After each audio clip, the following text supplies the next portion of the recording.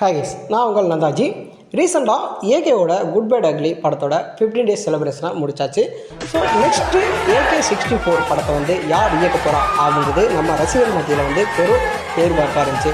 அதே சமயத்தில் நம்ம ஏகே வந்து பார்த்திங்கன்னா இனி நான் வந்து வருஷத்துக்கு ஒரு படமாக ஒரு 6 ஆண்டுகளுக்கு படம் நான் செலக்ட் பண்ணி வச்சுருக்கேன் அப்படின்னு ரீசெண்டாக ஒரு பேட்டியில் சொல்லிட்டாரு. பட் ஆனால் இந்த சமயத்தில் இனிமேல் நான் இப்போ படம் நடிக்க போகிறது வந்து பார்த்திங்கன்னா என்னோடய கார் ரேஸ் முடிஞ்சதுக்கப்புறம் தான் நடிப்பேன் அப்படின்னு சொல்லியிருந்த சமயத்தில் AK64 படத்தை இயக்க போகிறது வந்து பார்த்திங்கன்னா குட் பை அக்லியோட அதே டீம் தான் இயக்க போகிறாங்க அப்படின்னு அதிகாரப்பூர்வமாக ஒரு தகவல் வந்திருக்கு.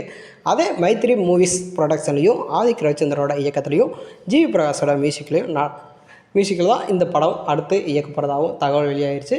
ஆனால் இதில் வந்து கதாநாயகிகளாக நடிக்க போகிறது யாரும் பார்த்திங்கன்னா பூஜா ஹெக்டே அண்ட் நயன்தாரா, இந்த 2 பேரும் நடிக்க போகிறதா தகவல் வெளியாகிருக்கு. பட் ஆனால் இந்த படத்தோட முழு அதிகாரப்பூர்வமான தகவல் வரும்போது இதில் யார் யார் கன்ஃபார்மாக இருக்காங்கன்றதை நம்ம தெரிஞ்சுக்கலாம். Okay guys, thank you.